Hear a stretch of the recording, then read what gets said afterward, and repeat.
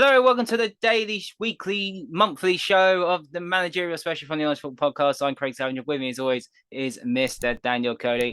Yes, it is a reoccurring thing of managerial appointments in the Championship. Oh, it happens all the time. This time, we're on about Rotherham United. They have appointed former Exeter manager Matt Taylor as their new head coach on a 4-year deal.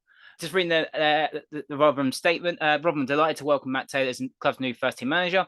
Talks with the 40-year-old and his representatives have been ongoing since the Millers were granted permission to speak with them by Exeter City, and we are thrilled to confirm that those talks have been successful, with Taylor joining the club with immediate effect. Taylor arrives at the New York Stadium alongside assistant Wayne Carlisle on a contract which runs until 2026. The pair have met with the squad and staff at Roundwood and are now preparing to take charge of their first Sky Bet Championship fixture against Millwall tonight, as the time of recording. The Chorley born boss rides in South Yorkshire on the back of a highly successful spell at his previous employers. They got promoted from League Two to League One. That's where Exeter currently are, and currently 11th in League One. A very good return into League One. Obviously, Paul Warner's gone. He's moved on to Derby County, and I'm quite sad to see him go, to be fair. If you listen to the Moment of Truth, the BBC Moment of Truth, which I still haven't finished, I've still got one or two episodes left to go, you can see how much respected Paul Warne was at Rotherham United. Yeah, he was a club legend, and I hope that the way it finished doesn't affect that too much, because we have to reflect, as we always do, on the previous manager, and he did a fabulous job. He did a really good job at Rotherham. They, resource-wise, were probably punching slightly above their weight. They were competing to get back in the Championship, almost jovially doing the annual switch with Peterborough, basically, weren't they, each year? But they learnt their lessons, and you've mentioned it a lot in predictions the first few weeks of the season this year, is Rotherham learnt their lessons. You could see the evolution from the first time they came up under Paul Warne to this season at the start, which was they were a lot more compact in the games they needed to be. They weren't getting beat 2s and 3s. They weren't letting in so many silly goals, or many at all, to be honest. They were generally in every game, and he left the club in the best position it's been in for a long time, which is the best thing you can do as a manager. I have my reservations about the move he made. I have my reservations as to the reason why he made it. I understand why, but I don't personally think it was the right move. Of course, in a year's time, if Rotherham do go down and Derby do come up, it will look very different. But I'm a bit upset that after the job he did, he left to go to a League One job. Because I look at now, for example, and I think, would he be a candidate for the Middlesbrough job? Would he be a candidate for one of the big Championship jobs? West Brom, if it came up? Probably. So I'm a bit annoyed at the club he left to go down a league. I never liked that, but I completely understand it. And he did a brilliant job in his time at Rotherham. Nearly 300 games in charge. Won the EFL trophy last season. Don't forget that as well. Took them up automatically on the final day. And for a lot of that season, them and Wigan ran away with it up there. I know it came back towards the end of the season, but brilliant job done. And he's left the club in a great position for Matt Taylor. So let's talk about the new man in charge, Matt Taylor. A man who's gone up a division, swapping with Paul Warne, that's gone down a division. He was at Exeter City. He had 300 games himself and a very good record. Yeah, he did a brilliant job. His is a weird situation, and he's almost, I said this, I was talking to a Rotherham fan last night, this is almost the perfect appointment in terms of getting a like-for-like replacement, because very similar at Exeter, club legend as a player, and then obviously became manager as well, and took them up, but not just took them up, took over from a club legend in Paul Tisdale, who'd left after about a decade, done a fabulous job, as Paul Warne has at Rotherham, took over it. And while it was a slightly slower start, he had a very, very good couple of seasons. And obviously it culminated in the 4th year coming up to League One. And they started pretty well, by the way, in League One. So he's a perfect fit in that regard. I do have one reservation, which is he knows, and I think most of the football world now, because it was widely reported, that he isn't first choice, because Mark Bonner, we know, was offered the job. No turned it down. I'm a bit surprised they would have gone for him above Matt Taylor, given the profiles of the two. But that's my only thought, is everyone from Matt Taylor to the players to the fans know he wasn't the first choice. That doesn't mean he's going to fail, but that's got to give you a slight element of doubt. I think what you're going to make doubt, I think where the recurring thing is for this season, especially from pre-season, is another young manager or head coach given a job in a new league for him. some have done okay, some have struggled a bit. Where do you see Matt Taylor in that? Do you see him in the middle of that or one the other? Yeah, I think it's crucial that he's had EFL experience compared to some of the others this summer. And I know we've just seen Huddersfield go for Mark Fotheringham, who's obviously not managed senior football before. But then you look at Michael Beale, who's had a great start to the season. There are contrasting views on that. I guess they're probably in a more similar situation to the likes of Birmingham with John Eustace, and you've got Cardiff as well, who have yet to appoint a new manager on a permanent basis. So there's a lot of uncertainty in the middle of the championship this year. There's so many jobs that have come up already. The one thing I will say as a comparison, and I know it's a very different type of club, the ones that just pipped Exeter to the League Two title last year, Forest Green. Rob Edwards went to Watford. Okay, a very volatile club in terms of managerial merry-go-round, but lasted 10 league games.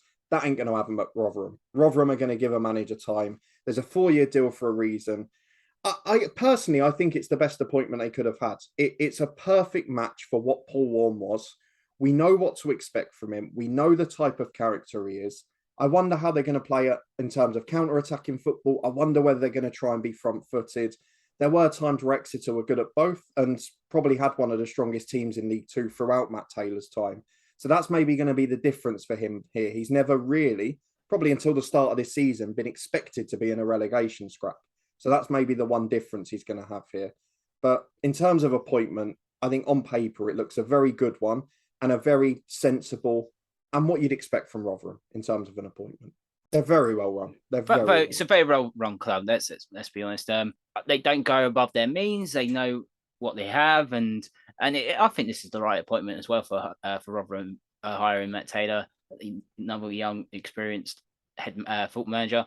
It's going to be quite unique because we normally say, "Do you think they'll? How long do you think they'll have?" I think we both know the answer. I think Rotherham are quite loyal to their managers. Paul Warne lasted 4 or 5 years and done very, very well. You can easily see Matt Taylor last into 2026. Yeah, it's one of the few clubs where you'd be confident that unless he has an absolute disaster or he gets poached by another club, that he's probably going to have a chance of seeing out his contract if it's up to Rotherham, which you don't often get to say. And I think there is going to be a bit of patience from the board because I know you'll get to it in a minute probably, but after the next few games, and particularly straight after the World Cup and just before it, in fact, they've got some horrible fixtures. They've had, as we mentioned, a more friendly start on paper. And I think Matt Taylor will be given time. It's going to be very hard to replace someone who had such an impetus at the club, Paul Warne was basically Rotherham. He was that leader. We talked about it like with us, with Luton, with Nathan Jones. As soon as he's gone, you know it's a very different football club and you wouldn't be anywhere near as confident. But the fact Matt Taylor, that's the one thing he's done before. He's taken over from Paul Tisdale. Yes, he was in that dressing room. But the fact that he's taken over from someone who was seen as Mr. this football club, I think that's going to stand him in really good stead. But the fixtures are the only thing I'm a bit worried about. Yeah, I think he will find it tough the first couple of games. It's obviously a different level, different team. It's obviously not used to, different environment, not obviously Exeter, but obviously up north as well. So it will take time. And I hope the fans, obviously, they'll get behind him to start with. Yeah. And if it does start to go a little bit pear-shaped, stick by him. I think he'll be fine. But do you think Rotherham will survive this season?